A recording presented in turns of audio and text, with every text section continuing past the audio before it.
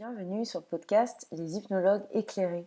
Je m'appelle Stéphanie Monroy, je suis hypnorelaxologue et formatrice en hypnose.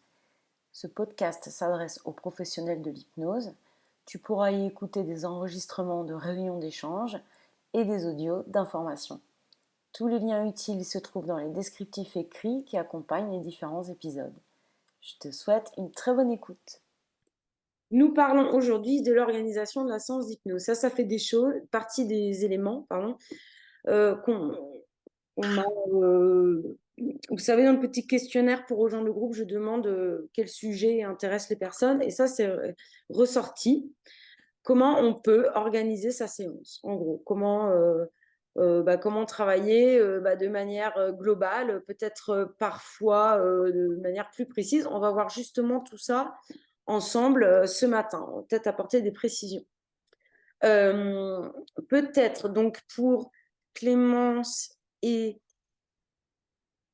Emmanuel qui était là tout à l'heure, mais pour l'instant, elle est repartie. Les personnes qui sont présentes là, on a suivi la formation et Marie-Paul aussi, a priori. Vous nous direz si ce n'est pas le cas.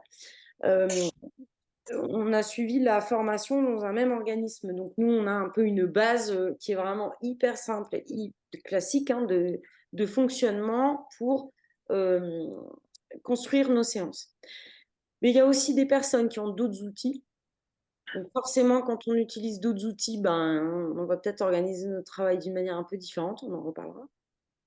Et puis aussi, chacun avec son expérience, sa manière de voir les choses, on peut, moi c'est ce qui s'est passé pour moi, on peut aboutir à une manière de travailler autre. Hein, voilà. Est-ce que vous avez des questions peut-être pour démarrer?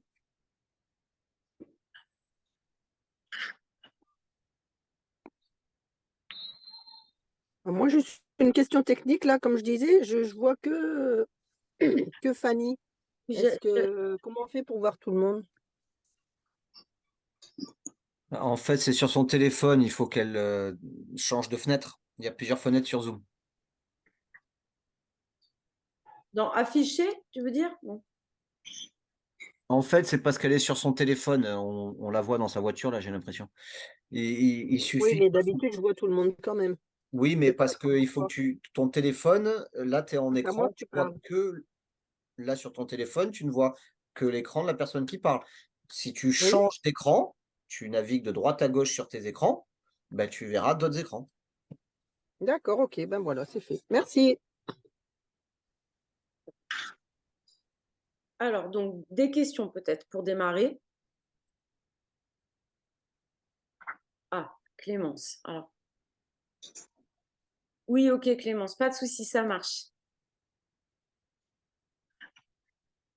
Pas de questions. Alors, est-ce qu'on peut partir peut-être d'un bilan? Alors, tout le monde n'est pas encore installé vraiment, donc peut-être aussi qu'il y a des personnes qui n'ont pas forcément de partage à faire, mais est-ce que certains qui consultent ont envie de partager leur fonctionnement, leur structure de séance?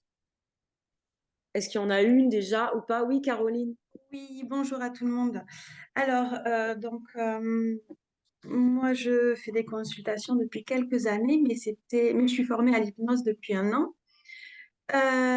Du coup, avant, c'était plutôt tout ce qui était énergétique. Donc, il n'y avait pas de suivi. Je n'étais pas organisée du tout. C'était à la séance. Je gardais rien entre deux séances. Seulement, maintenant, avec l'hypnose que je rajoute entre mes séances, en fait, je ne suis pas du tout organisée. Je ne sais pas comment m'organiser d'une séance à l'autre parce que c'est un peu particulier. Comme j'utilise dans la même séance plusieurs outils, j'en arrive à me perdre. Donc, voilà pourquoi je suis là. J'ai besoin peut-être de voir un petit peu comment vous faites, vous. D'une séance à l'autre. Voilà. En fait, je suis pas du tout organisée. Je n'arrive pas à m'organiser parce que j'essaye de marquer en résumé ce qui se passe dans la séance, mais c'est trop brouillon. Ok. Alors, j'ai souvent cette remarque de personnes qui ont plusieurs outils. Ça arrive que, en fait, le désir de base d'aller se diversifier, c'est parfois, je manque un peu d'idées ou je ne sais pas trop comment m'y prendre, donc je vais aller chercher d'autres formations. Ça peut être des formations complémentaires en hypnose, amincissement, tabac, enfant, voilà, ou carrément d'autres techniques. Sophrologie, massage, voilà, hop, hop, hop. Et parfois, on arrive à l'effet inverse, c'est-à-dire qu'au lieu d'y voir plus clair, ça va amener une confusion encore plus importante. En fait, pour moi, et ça c'est mon analyse des choses, donc après chacun se penchera sur si ça lui résonne ou pas ce que je dis, et ce que j'ai pu voir auprès des stagiaires que j'ai accompagnés jusqu'ici, c'est en fait souvent ce qui nous pousse à aller chercher des outils. D'autres outils, c'est le même carburant que celui qui pousse à vouloir avoir des protocoles. Pour moi, c'est la même chose. C'est ce qu'on me demande, des protocoles, et comment tu fais? Insomnie, tu vas faire quoi? Et phobie, tu fais quoi? Et comment? Et pour moi, c'est le même carburant dans le sens, on part de l'outil, alors que pour moi, ça devrait se passer à l'inverse, c'est-à-dire qu'on devrait partir de l'accompagnement de manière plus globale, de nos axes d'accompagnement de manière plus globale. Et en fait, les outils viennent servir ces axes, ces points d'accompagnement qu'on a identifiés. Et après, quand on en a plusieurs, on va se demander, tiens, là, cette personne, aujourd'hui, il y a un grand besoin de se poser. Là, elle me semble vraiment en stress, dans une fatigue importante aujourd'hui. Admettons qu'elle vienne nous voir parce qu'elle est insomniaque, elle a des difficultés à dormir. Et là, aujourd'hui, on sent qu'elle est particulièrement fatiguée, dans l'émotion. Bon. Ce qu'on peut se dire, c'est que le besoin du jour, c'est se poser, lâcher, amener de la douceur, voilà, quelque chose comme ça. Et là, après, tu vas aller chercher dans tes outils, qu'est-ce qui peut me permettre d'amener ça? Donc, si je fais que de l'hypnose, si j'utilise l'hypnose comme outil principal, peut-être une séance d'hypno-relaxation. Mais peut-être que toi, Caroline, tu vas plutôt proposer de l'énergétique ce jour-là. Et comment tu vas savoir? En fonction de l'entretien que tu auras mené avec la personne au début, on revient toujours à ça. Peut-être que tu vas dire, voilà, aujourd'hui, je vous propose ça pour telle et telle raison. Ou tu peux lui proposer plusieurs outils. Est-ce que vous avez plutôt envie d'une séance d'hypno-relaxation, d'un soin énergétique? De quoi auriez-vous besoin aujourd'hui? Moi, en tout cas, je procède comme ça. Je fais beaucoup décider la personne. Mais en fait, ce qui est toujours moteur, c'est ce qu'on perçoit comme besoin au moment de l'entretien. Et on va avoir la raison principale de consultation. Donc, première fois que la personne vient, bonjour, pourquoi vous venez? Alors, elle nous dit, je viens pour arrêter de fumer, je viens parce que je suis très anxieux, je viens parce que j'ai des difficultés à dormir.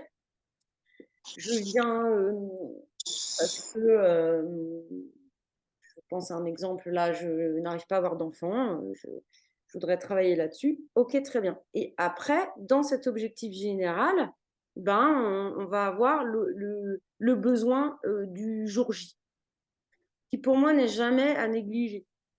Je vous donne cet exemple de cette personne qui veut avoir un enfant et ça ne marche pas. Donc, on fait un état des lieux la première fois, lors du premier entretien. Ça s'est fait en visio. Et ensuite, elle vient pour une séance au cabinet. Et ce jour-là, elle arrive et elle me dit, j'ai froid, je suis frigorifiée. On n'a pas de chauffage à la maison. Il fait 14, c'est en hiver, hein. Il fait 14 et là, vraiment, je suis gelée. Elle était un petit peu stressée. Il y avait en fait, elle faisait des FIV en plus. Donc, elle avait des rendez-vous médicaux un peu partout, des piqûres. Bon, voilà. Il y avait tout ça. Et donc, moi, je fais aussi du massage bien-être. Donc, au niveau de ma table de consulte, il y a une couverture chauffante. Donc, j'ai proposé à cette personne la couverture chauffante, qu'elle a accepté très volontiers. Et j'ai basé l'induction sur des sensations de bien-être liées à de la chaleur, enfin voilà. Et vraiment, j'ai insisté sur ce côté douceur, chaleur, etc. Et en fait, donc, c'était complètement déconnecté de l'objectif principal de cette personne. Évidemment, on a évoqué d'autres choses, notamment des croyances inconscientes qui étaient bien ancrées. On a travaillé là-dessus. Mais finalement, c'était pour moi pas anodin du tout parce que dans cette démarche où cette personne était ballottée auprès des médecins, où le corps, en fait, était sous contrôle en permanence et où le corps n'était pas entendu, n'était pas écouté, mais le corps était soumis à des choses qu'on lui imposait. Là, elle arrive avec un besoin vraiment physique du corps qui est j'ai froid, j'ai besoin de chaleur, j'ai besoin de me réchauffer. Et le corps est entendu, il est écouté. Et pour une personne qui vit une période de vie comme ça, difficile, cette petite parenthèse qui laisse le corps s'exprimer, où on répond à un besoin du corps, ben en fait, c'est énorme. Et ça va venir toucher quelque chose de profond. Donc, sous des éléments qui sont en apparence anodins, on traite des choses profondes. La personne, elle est arrivée avec cette sensation de froid, c'est ce qu'elle m'a dit en premier. Comment allez-vous? Je suis frigorifiée. C'est même pas, oui, ben en ce moment, moralement. Non, c'est vraiment, c'est ce qui s'impose. Et elle dit, oh, il fait bon ici, ça fait du bien. C'était vraiment très, très présent. Donc, ne pas répondre à ça, pour moi, c'est ne pas entendre son besoin. Or, dans ma vision des choses, ben, répondre aux besoins ou apprendre, en tout cas au consultant, à répondre lui-même à ses propres besoins, fait partie de ma mission. Donc voilà. Et tout est comme ça, un jeu subtil entre l'objectif général pour lequel vient consulter la personne et son objectif du jour. Quel est le besoin du jour? Parfois, c'est un peu brouillon. Ça peut être difficile à délimiter et on va passer l'entretien, peut-être parfois tout l'entretien, un certain temps de l'entretien à bien délimiter le besoin du jour. Et le fait de demander à la personne ce qu'elle en pense, est-ce qu'elle, elle est OK pour travailler là-dessus ou là-dessus, ça permet de nous rassurer sur est-ce que c'est juste ce que je fais ou pas. Parce qu'on a demandé son avis à la personne. Et à elle de faire le choix de ce qui est bon ou juste, de ce qui résonne pour elle à ce moment-là. Caroline, est-ce que tu veux réagir à ce que je dis? Est-ce que ça... Non, ça me parle beaucoup, ouais, merci, parce que en plus, ton exemple, il est vraiment très clair, il est très représentatif. Ouais, mais j'ai tout noté. J'ai noté et après, peut-être qu'au fur et à mesure des questionnements des personnes, j'aurai pour le côté organisation entre deux séances. Est-ce que tu écris tes séances, enfin comment dire, tu prépares tes séances d'hypnose à l'avance? Non. D'accord. Bah, donc très bien. Et qu'est-ce que tu veux dire préparation entre les deux du coup? Alors, c'est pas la préparation, c'est de noter ce qui a été fait en fonction de l'objectif pour ensuite, à la prochaine séance, reprendre correctement ce qui a été fait pour pouvoir enchaîner en fonction, bien sûr, de la personne, de où elle en est. Mais c'est ça, c'est en fait retranscrire la séance qui m'est compliquée, les points clés et pouvoir m'y retrouver 3 semaines après ou 4 semaines après quand elle revient. J'ai refait ma fiche client. Tiens d'ailleurs, Clarté, mes chers stagiaires de Clarté, je vous renverrai. J'ai fait une autre version de la fiche client. Enfin, en fait, c'est ce que tu dis. C'est-à-dire, j'ai mis... parfois, il va vous arriver des idées. Même si on ne prépare pas sa séance, bah, il y a des moments, il y a des choses qui viennent. Peut-être même 10 minutes avant le rendez-vous quand vous regardez le dossier. Donc, moi, j'ai toujours une page où je les note, ces idées, sous forme de notes, paf, paf, paf. Mais j'ai aussi une page où je mets séance faite.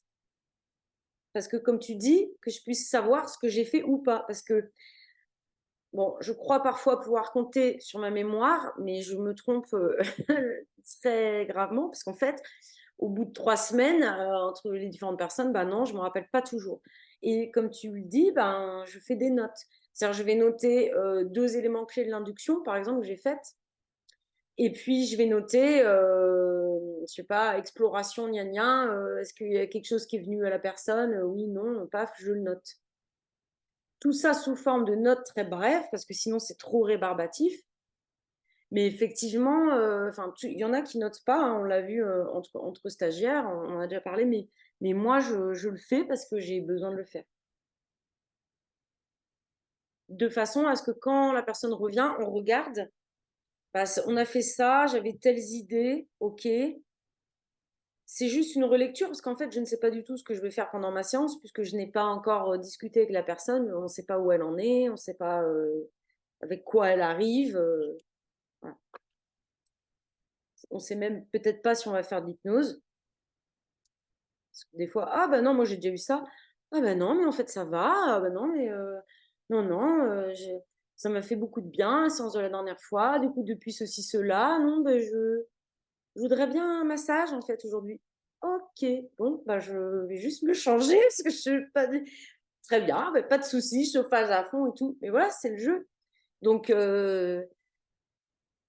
quelques notes pour se rappeler, ouais, je pense que c'est plutôt pas mal. Mais tu vois, moi, j'avais besoin de différencier mes idées et après d'avoir un code pour noter ce que j'avais fait vraiment. Et en général, c'est parfois même pas ce qu'il y avait dans les idées d'ailleurs.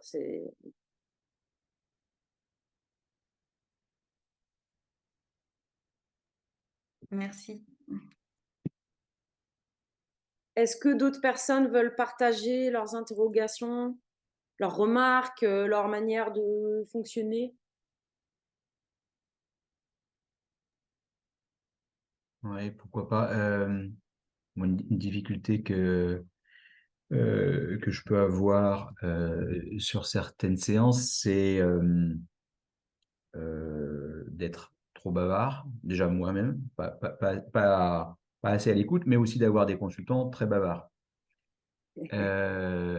Alors, c'est sûr, on a à moi de puiser aussi dans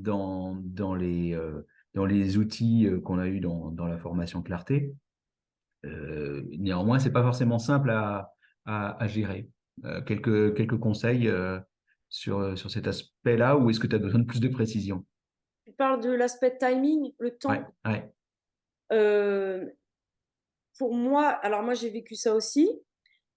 Il n'y a pas d'autre solution, enfin voilà, que de s'imposer un cadre horaire et de dire à telle heure c'est fini. Parce qu'en fait, c'est la loi de je sais plus qui ça, enfin c'est un nom, c'est-à-dire que je sais plus, je mélange entre tous les noms, mais on va Mm. utiliser tout le temps disponible pour ça. C'est-à-dire que si on se fixe qu'on a 3 heures de temps pour faire un travail, c'est la même chose, on va occuper les 3 heures, alors que si on se fixe 1 heure et demie, ben, on va faire en sorte de pouvoir le faire dans ce temps-là. Et avec les consultes, c'est la même chose. C'est-à-dire que se fixer un cadre horaire, et c'est le moyen de ne pas déborder de manière trop longue, si tu veux. Si on n'a pas d'horaire imposé, bon alors là, on y va, quoi.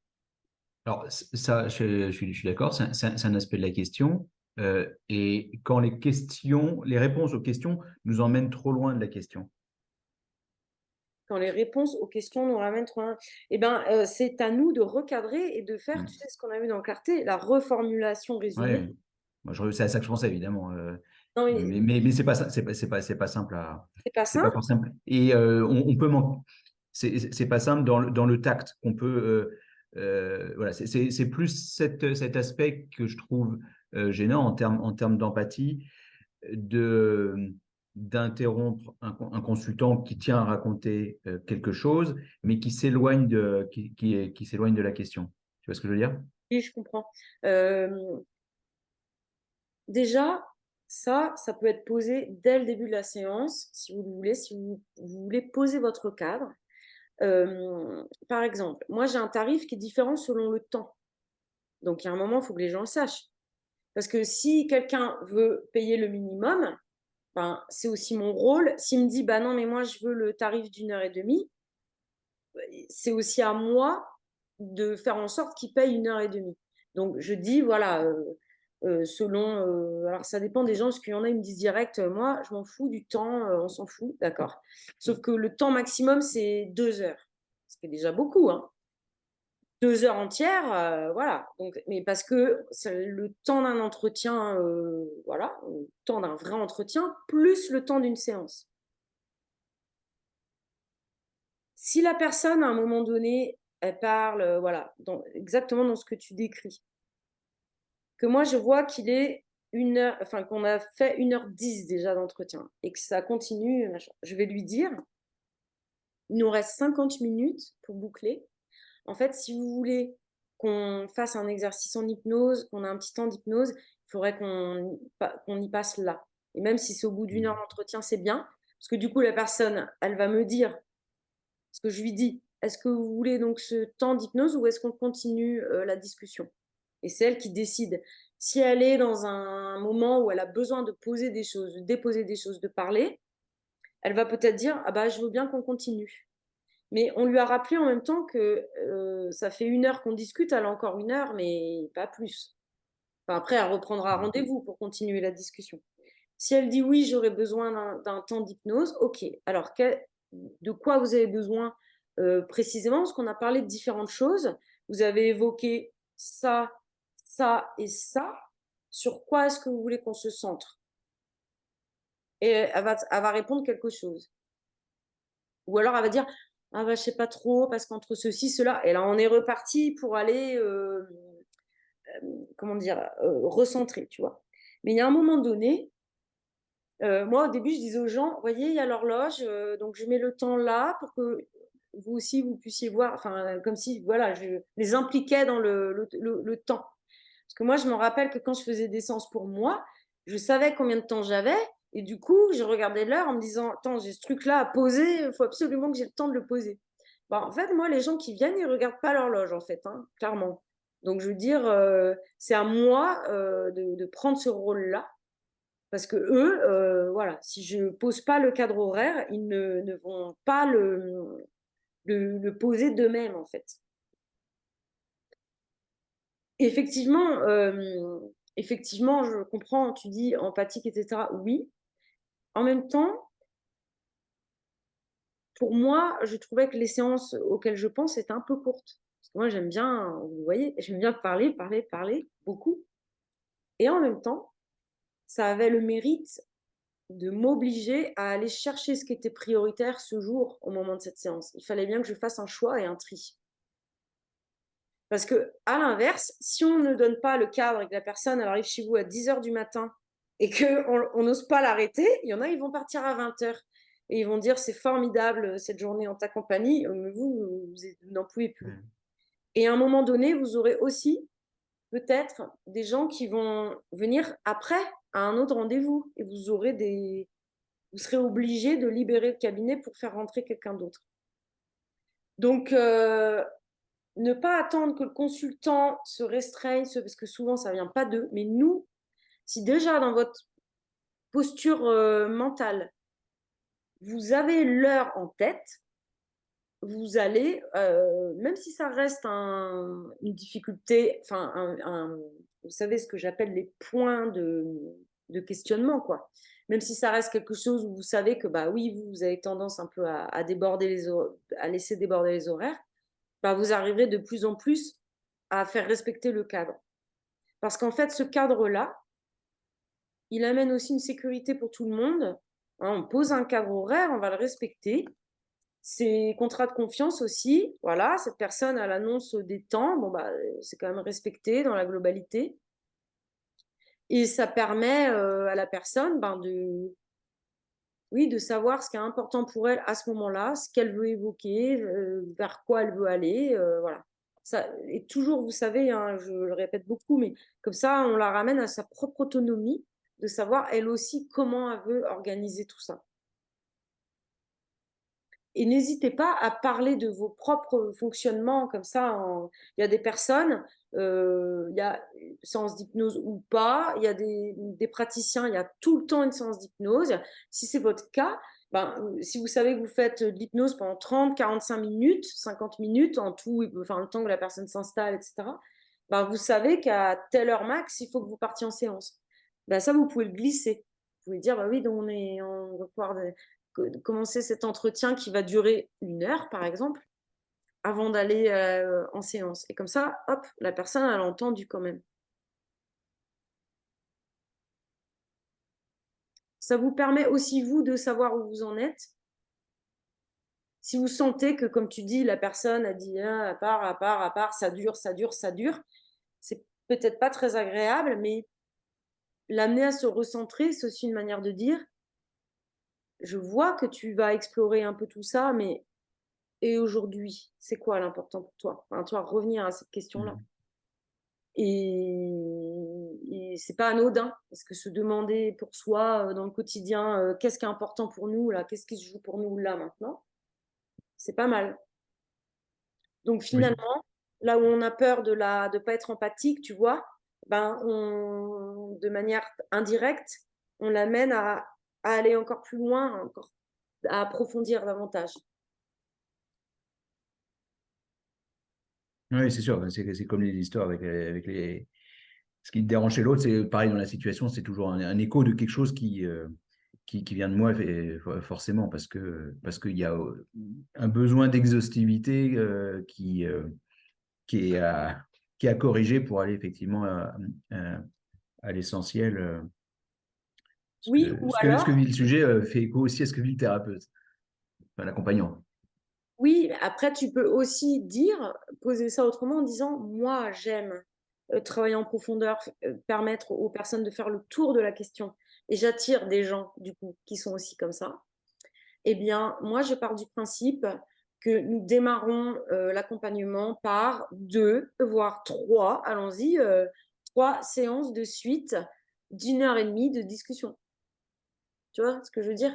Parce que tu pars du principe que tu veux faire le tour du problème. Mais tu vas pas faire ça. C'est bien aussi d'espacer. Parce que entre chaque entretien, entre chaque séance, il se passe plein de choses. Tu vois? Ou des séances de 2 heures, ou voilà. Ou alors tu peux dire que toi, tu fais des séances de 3 heures. Mais par contre, ça a un prix. Parce que vous pouvez très bien aussi travailler selon ce qui est juste pour vous. Et du coup, tu fais 1 heure de travail temps. Je sais pas combien c'est, chacun fixe son prix, fois 3, et une séance de 3 heures, c'est tant. Si c'est juste pour toi, tu vois?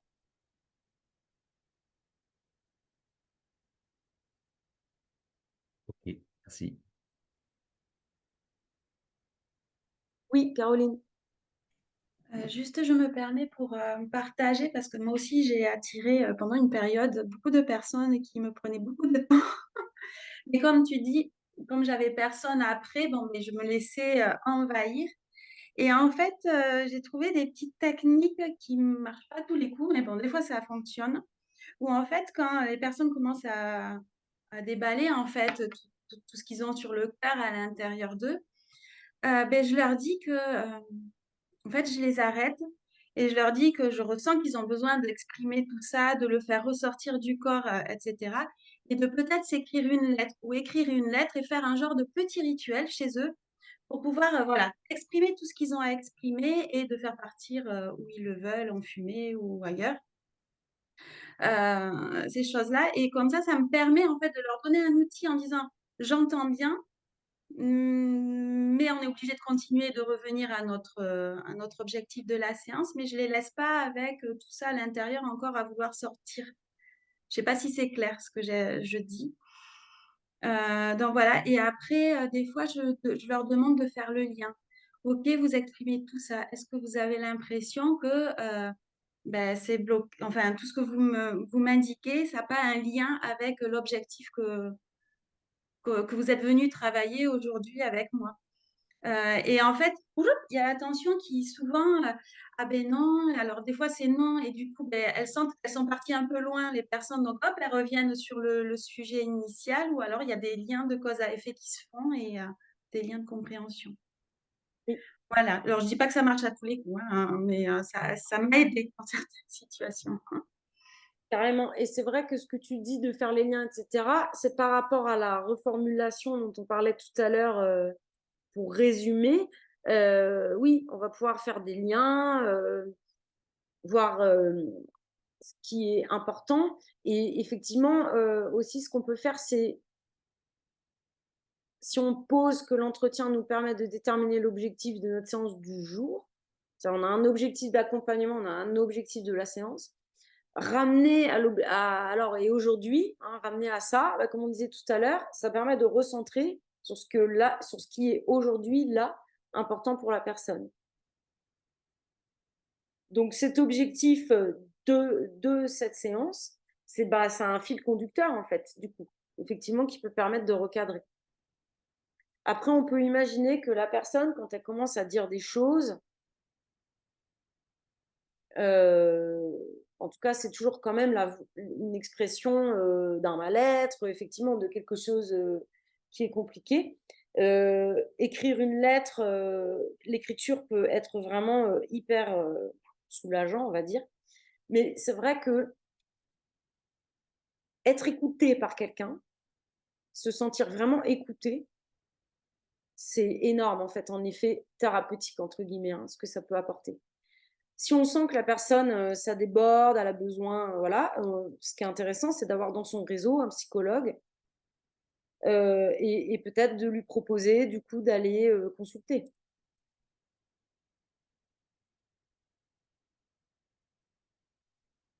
Parce qu'effectivement, nos entretiens, c'est grâce à eux qu'on va pouvoir construire la séance derrière, l'organiser, savoir ce qu'on va mettre dedans. Donc, qu'il soit quand même clair, c'est-à-dire qu'au bout d'un moment, on doit aboutir à quelque chose, une forme de clarté pour nous, pour le consultant, sur qu'est-ce qu'on va faire justement derrière. Alors, il y a différentes manières de travailler. Quand on prend les livres de protocole, on va avoir insomnie, on fait ça, tabac, on fait ça. Voilà ce que je disais tout à l'heure, quelle que soit la personne, on va lui mettre on met les mêmes séances à tout le monde. Donc oui, on peut travailler comme ça. Et auquel cas, ce que je suis en train de dire sur ce que nous dit la personne lors de l'entretien et comment on bascule vers la séance a du coup moins de sens. Mais si on ne travaille pas comme ça et qu'on organise sa séance en fonction du besoin de la personne, c'est bien l'entretien qui va nous permettre d'aller savoir ce qu'on va aller faire dans la séance après. Oui, Jean-Pierre. Oui, j'ai une question par rapport à ce que tu viens d'évoquer. Ça me trouble un peu l'idée de proposer à un consultant d'aller voir un psychologue en même temps que le travail qu'on fait. Alors, deux aspects, mais le premier, c'est pas le plus important, c'est-à-dire, est-ce que je ne le renvoie pas entre guillemets à la concurrence et donc du coup, je peux perdre le consultant, mais c'est en sous-jacent. Mais surtout, est-ce que ça ne peut pas semer une sorte de gros bazar dans l'esprit du consultant, d'avoir deux approches très différentes qui s'entremêlent, éventuellement de confier des choses à l'un et pas à l'autre, après de plus savoir à qui il a dit quoi? Moi, je pense que ce sont des techniques très complémentaires, au contraire, et que on a des approches différentes et que comme ça, on va aller toucher toutes les dimensions de la personne. Si ça fait de la fragmentation au lieu d'amener de la globalité, c'est qu'il y a un souci, tu vois. Enfin, a priori, nous, on n'est pas psychologue. On va pas faire un travail, normalement, voilà, on peut faire de l'écoute, voilà, mais un travail thérapeutique, comme on peut faire en psychologie ou avec des psychiatres, nous, on n'en est pas là. C'est plutôt très complémentaire, je trouve.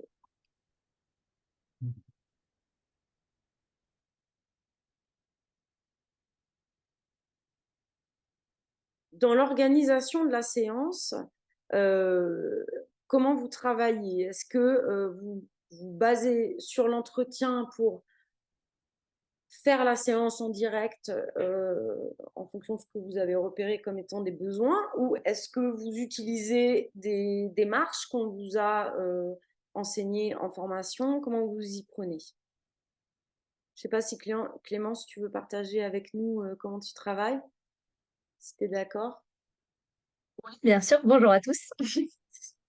Alors, pour le coup, j'ai pas, au niveau de l'organisation de la séance, je ne suis pas forcément ce qu'on a appris en formation.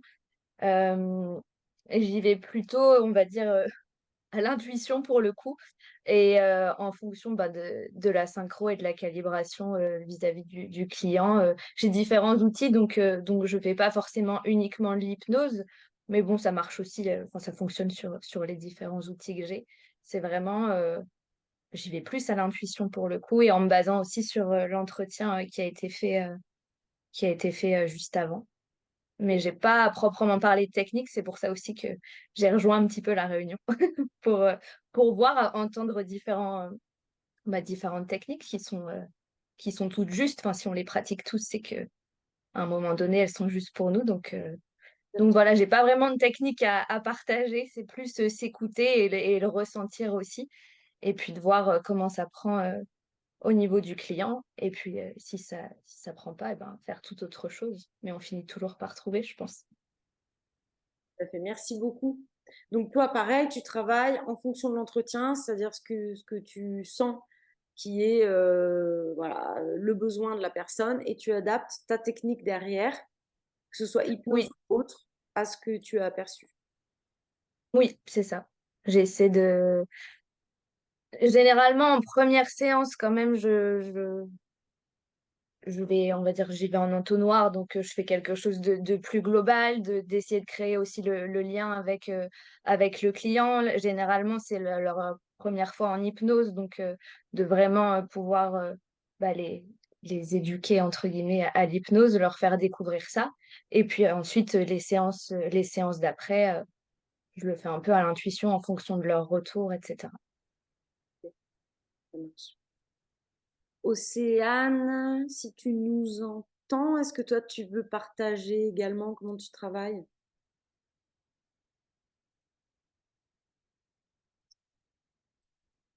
Je ne sais pas si Océane est en mesure de nous répondre tout de suite.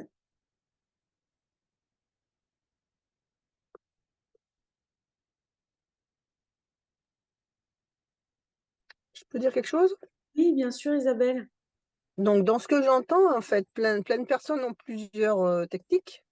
Donc, est-ce que c'est bien d'avoir justement plusieurs techniques pour pouvoir répondre? Ou si on n'en a qu'une, on va se sentir coincé un moment justement pour pouvoir répondre parce qu'on n'a qu'un seul outil? Il y a beaucoup d'hypnos qui n'ont qu'un outil. Mmh. C'est complètement OK, tu vois. Ça OK. dépend vraiment de chacun, ce qu'on va en faire, voilà. Ça dépend comment on le vit. Si on se sent, il me manque quelque chose, par exemple, bon, bah, c'est pas OK, tu vois. Mais si on utilise l'hypnose, on vit pleinement cet outil-là, on l'utilise pleinement, il n'y a aucun souci. Mmh. Et puis, tu peux pas utiliser tous les outils avec tout le monde, hein. Moi, il y a des personnes, elles veulent pas être touchées. Donc, le massage, c'est niette, quoi. Tu vois ce que je veux dire? Mmh.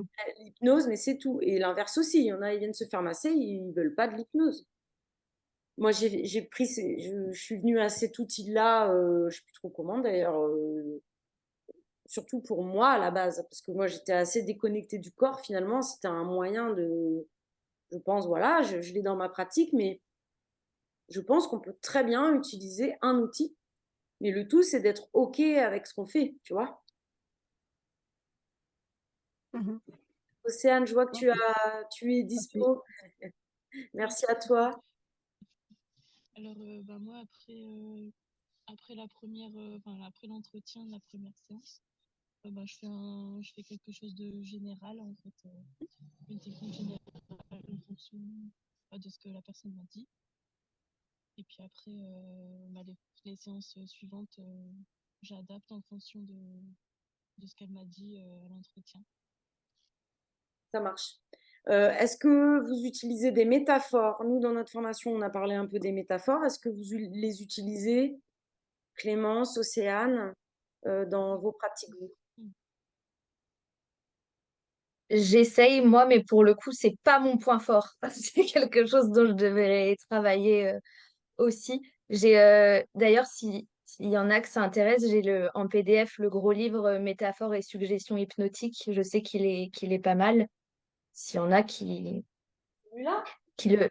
Celui-là, ouais, c'est celui-là. Euh, S'il y en a que ça intéresse, je peux vous l'envoyer, mais je sais que c'est un très bon outil. Il faut que je m'y mette, mais c'est pas mon point fort, les métaphores.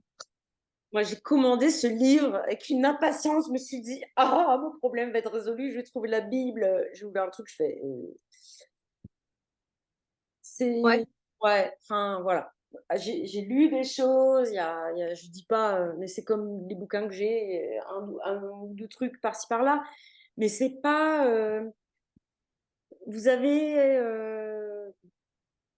des, comment dire, des petites explications, oui, enfin des petits textes métaphoriques, on va dire, voilà, qui utilisent des symboles, qui utilisent des images métaphoriques, mais métaphores en tant que telles, oui, oui, on peut en trouver. Mais enfin, moi, ça, ouais, une grosse déception. Pour le coup, je l'avais acheté en plus, il était à 80 €. Donc, c'est pas non plus le petit poche à 8 € quoi, voilà. Et franchement, bon. Par contre, oui, si vous vous intéressez à l'hypnose dentaire, à des opérations médicales, il y a quand même vachement de médical, quoi. Moi, ça, ouais, personnellement, je ne me sers pas de ça. Les métaphores, oui, oui, oui, bon, ben, avec la formation dans l'organisme pour lequel je travaille en sous-traitance, j'ai dû m'y coller. Mais moi, je les utilise pas parce qu'en fait, me, me- je kiffe pas raconter des histoires. Je sais pas, c'est pas ce qui me vient, ça me fait pas envie. Voilà. Et on peut très bien pratiquer sans. Ça, ça n'empêche pas de faire des analogies, de parler de symboles. Attention, hein.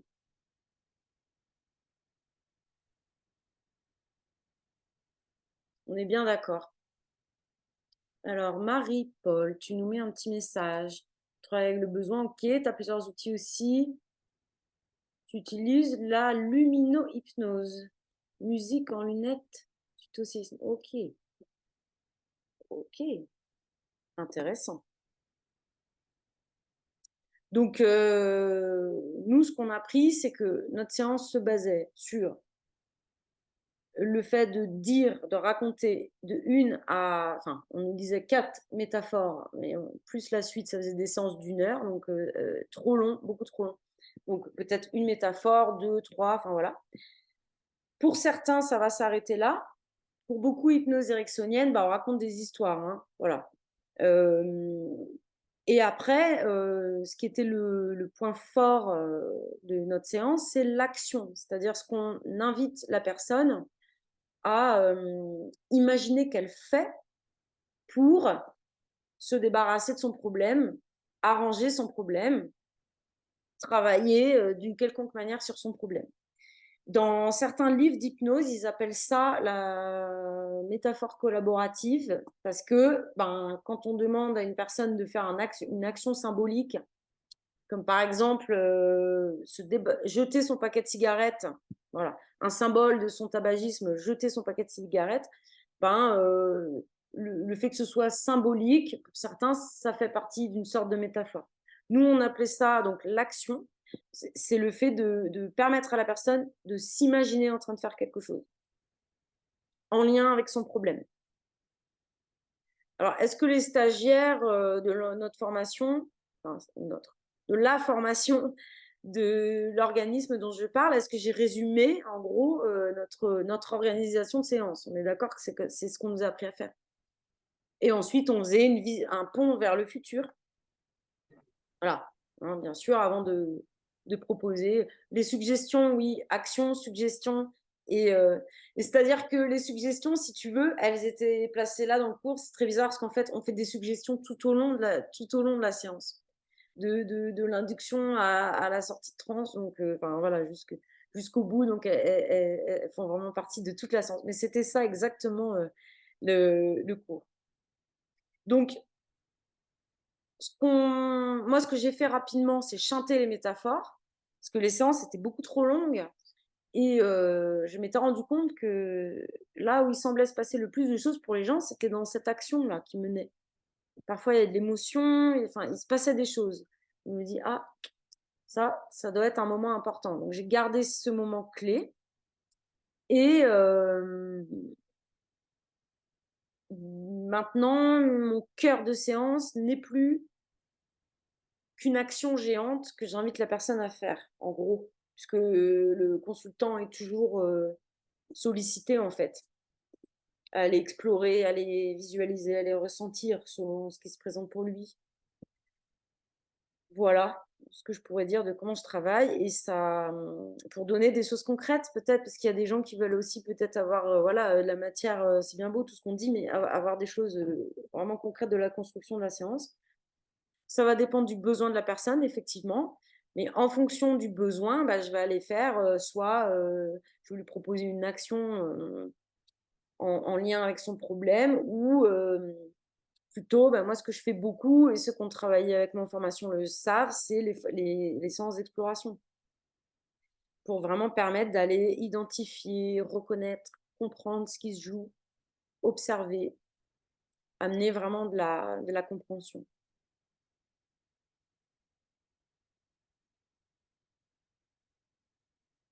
Et en tout cas, tout ce qui est fait pendant la séance, c'est proposer à la personne avant. Alors, je ne vous donne pas tous les détails, on se doute bien, mais en gros, par exemple, si je lui propose, si j'ai en tête, bah tiens, enfin, comment dire? Souvent, ça vient dans la suite logique de l'entretien. Si la personne dit, bah voilà, j'ai tel souci, il y a une partie de, ouais, voilà, d'un côté, j'ai vraiment très envie bah, d'arrêter de fumer, par exemple. Mais de l'autre côté, vraiment, c'est plus fort que moi et je ne peux pas m'en empêcher. Donc là, on va dire, bah oui, c'est que, bah voilà, il y a deux parts de vous qui s'expriment. La partie consciente qui veut ceci, la partie inconsciente qui veut cela. Ça peut créer un conflit. Et on peut proposer l'exploration de ces parts, aller discuter avec chacune de ces parts, proposer une harmonisation des parts, c'est un protocole qui existe, qu'elles se réconcilient, qu'elles puissent se communiquer entre elles, se comprendre, se réconcilier, etc. Par exemple. Parce qu'en entretien, on a évoqué ça, et hop, ensuite, logique, on peut le proposer dans la séance. Moi, j'aime bien travailler comme ça. J'aime bien qu'il y ait, que ce soit fluide et logique, en fait. Pas, vous m'avez dit tout ça, bon, bah moi, enfin, paf, aller dans une séance qui n'a rien à voir avec tout ce qu'on s'est dit, je n'y mettrais pas de sens, quoi. Voilà, en gros. Alors évidemment, c'est quand on travaille en séance, bah là, ce que je vais proposer, j'ai toujours pas rédigé, mais les séances qu'on va faire en direct, on voit bien que c'est là qu'on arrive le mieux à comprendre comment ça peut fonctionner parce qu'on le vit. C'est-à-dire quoi? C'est-à-dire, comme on a fini clarté comme ça, on fait l'entretien entre nous et on propose une séance derrière. Et là, on voit en direct ce que ça donne, quels aspects de l'entretien sont ressortis, sur quoi on va travailler et qu'est-ce qu'on peut proposer comme séance. Moi, j'aimerais bien proposer ça en travail entre stagiaires, euh, pour ceux qui accepteront de le faire, qui ont envie, pour justement, par exemple, en groupe de 4, je pensais, pour qu'on voit comment les autres travaillent et qu'on puisse s'enrichir du travail des autres, qu'on puisse s'entraîner, proposer ça, mais le faire en fait vraiment. Parce que quand on raconte des exemples ou quand on donne des éléments comme là qui restent un peu abstraits, bah, c'est difficile de se rendre compte vraiment. Et je pense qu'il n'y a rien de tel que de faire la pratique comme on l'a faite. Voilà. Et quand on l'a fait dans Clarté, là, je me suis dit, bah oui, c'est une évidence en fait. Il faut absolument que je propose ça.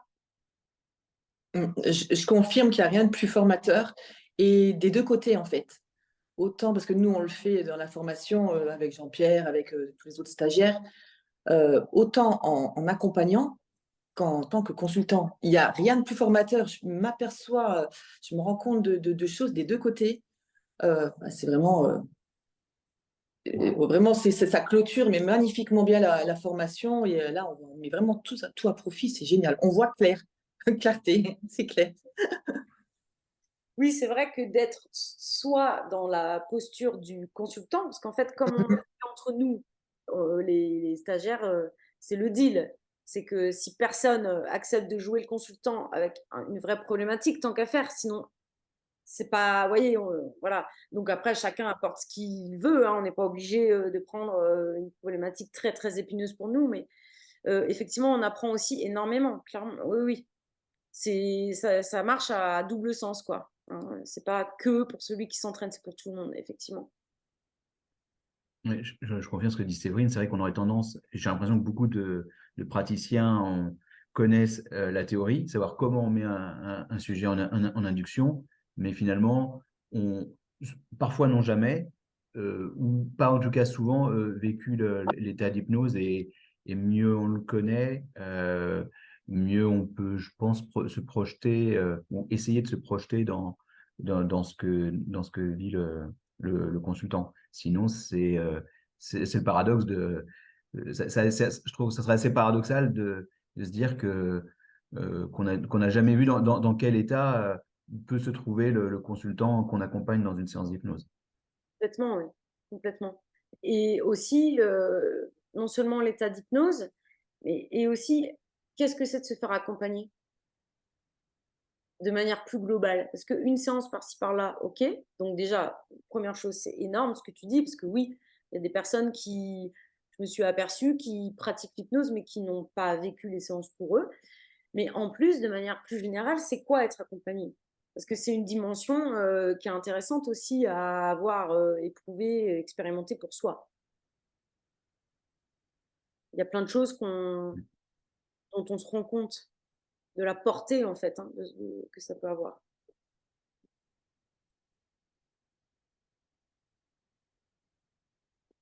Et ce qui se passe beaucoup, ce dont je me rends compte dans les retours des personnes, c'est que il y a toujours cette recherche, comme je disais, d'idées de métaphores, d'outils, de, de protocoles, voilà, d'idées, j'ai pas d'idées, etc. Alors qu'en fait, quand on a une idée claire de ce que peut être notre accompagnement, quels peuvent en être les axes, les axes clés, les protocoles viennent de manière logique, en fait.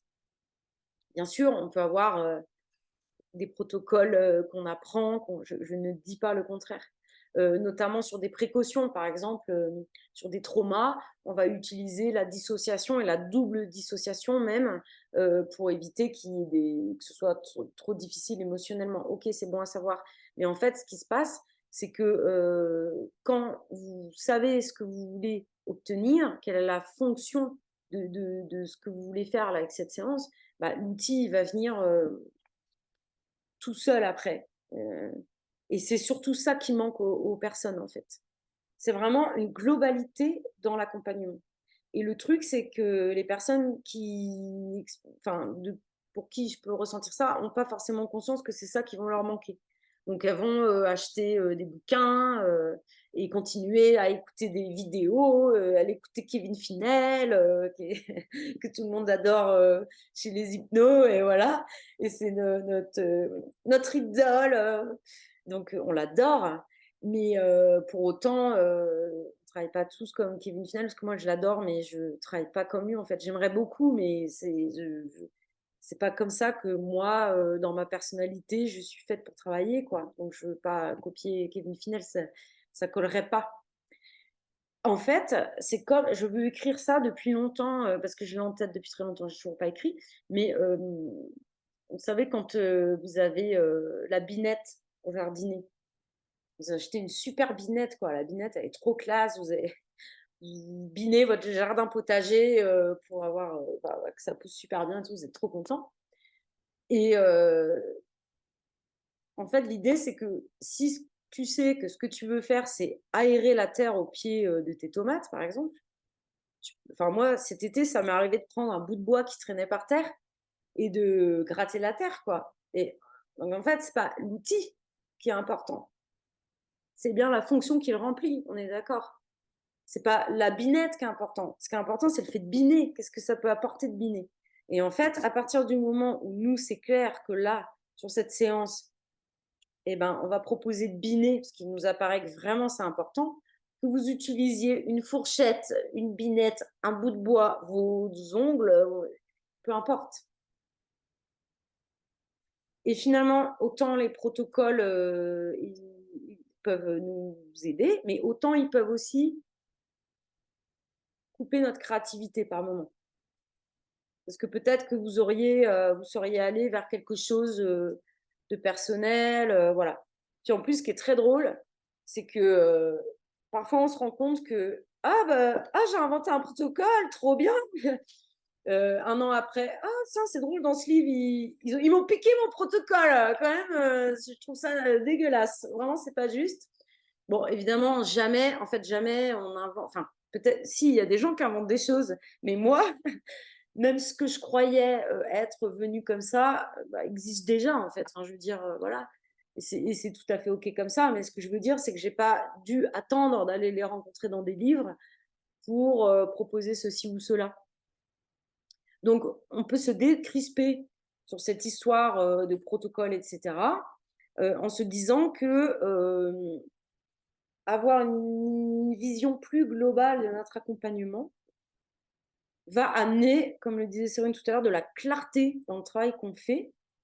Et après, les outils, les protocoles, ça va venir de manière beaucoup plus fluide et cohérente. Ça ne nous empêche pas de nous intéresser à quelques protocoles. On en a parlé dans Clarté aussi, puisque tout le monde est très friand de ça. Donc, des livres aussi, mais voilà. Et puis, je dis pas qu'il nous en faut pas, c'est pas ce que je dis. Mais en fait, on décale un peu le problème. On pense que parce qu'on va voir plein de protocoles, plein d'outils, on va réussir à mieux accompagner, ça de meilleure qualité et on va y voir plus clair. Mais en fait, non. Enfin, pour tous ceux que j'ai vus, parce que j'ai vu les gens vivre ça, c'est pas vrai en fait. C'est pas ça qui a amené de la clarté et un sentiment de maîtrise plus grand. Et en plus, avec l'effet pervers de maintenant que j'ai ce protocole, il faut absolument que j'utilise. Donc autant vous dire que du coup, tout le monde, alors, tous ceux qui vont venir vous voir le mois qui suit vont tous avoir droit au protocole de gna gna gna, parce que on est tout content, on le met en place. Bon. Et ce qui est très drôle, c'est que d'ailleurs, il y en a que je connais, je les utilise jamais parce qu'ils ne me parlent pas, ou parce que ça se présente pas, ou parce qu'en ce moment, les personnes qui viennent, c'est plutôt là-dessus. Je pense que ceux qui sont présents et qui consultent doivent le vivre, ça aussi. Par période, ouais, voilà. C'est ça. Par moment, on a plus de ceci, plus de cela, on va plus utiliser ceci ou cela, aussi en fonction de ce qu'on vit nous. Et on peut, alors, il y en a qui pourraient dire, quand même, tu n'utilises pas tel truc, c'est quand même important. Ouais, mais c'est aussi ce qui est juste pour nous en ce moment, puisque c'est ce qui vient à nous en ce moment, c'est ce qui s'impose à nous en ce moment. Si les gens, on attire des personnes en ce moment, c'est qu'elles répondent à la même vibration qu'est la nôtre d'utiliser ça en ce moment. Donc, voilà, n'ayons pas de complexe. Moi, je sais que régulièrement, je me dis, ah oui, ce protocole-là, c'est vrai. Telle métaphore, non. Pas envie de raconter, ça me parle pas. Et puis le mois d'après, je vais peut-être me mettre à raconter des histoires d'un coup parce que ça me chante, parce que voilà, tout est OK. Mais en fait, à partir du moment où vous allez avoir cette sécurité, cet ancrage, ce socle-là de votre pratique de manière générale, et tout ce qui va venir d'en dessous, le reste, ça va être fluide, ça va aller et venir, ça se fera dans le confort. N'hésitez pas si vous avez des questions, parfois précises, si vous avez, je ne sais pas, je me disais peut-être aussi, alors ceux-là, je ne les mettrai pas en replay, je pense, mais je ne sais pas si ça peut intéresser qu'on fasse une étude de cas, par exemple, je ne sais pas, quelqu'un vient avec la problématique d'un consultant, nous explique ce qu'il y a eu un entretien, peut-être quelqu'un qui voudrait des idées ou j'en sais rien, peut-être qu'on peut faire ça. Après, c'est toujours pas un entretien en direct et une séance en direct. Donc voilà, mais en tout cas, n'hésitez pas vous pouvez m'envoyer des messages en privé si vous préférez, si vous voulez pas le mettre sur le groupe Facebook, des messages sur LinkedIn, des messages par mail, pour me faire part de vos idées, vos suggestions, vos sujets d'intérêt, mais le plus précis possible en fait. Parce que si ça reste très vague, ben, pour y répondre, c'est pas évident, quoi. Vous voyez, plus c'est précis, ben, plus ça permet de répondre aussi précisément. Voilà, et qu'est-ce que je pourrais vous dire d'autre? Ben, oui, j'ai pas planifié la prochaine réunion, ni je sais pas ce qu'on va y faire. Donc voilà, n'hésitez pas à m'envoyer des idées. En fait, cette séance, enfin, ce thème, je l'ai décidé parce que quelqu'un l'a évoqué. Donc, vous voyez, vous dites ce qui vous appelle, et moi, ça m'aide aussi à pouvoir caler du coup les thèmes, parce que j'ai du mal à me décider. Parfois, j'ai plusieurs idées en même temps, je sais pas ce qui est juste. Là, j'avoue, j'ai pas d'idée du tout. Donc, n'hésitez pas à faire part de. Enfin, je me suis pas posé la question depuis longtemps. À faire part de vos suggestions ou ouais, voilà, d'idées, de thèmes, de questions. Voilà. Vous êtes les bienvenus. Merci à tous pour votre présence, vraiment. Au plaisir de vous retrouver dans une prochaine réunion ou ailleurs. Voilà, n'hésitez pas à garder le contact et à donner vos idées, comme je le disais. À bientôt tout le monde. Merci, Merci à à bientôt. tous. Merci, à bientôt.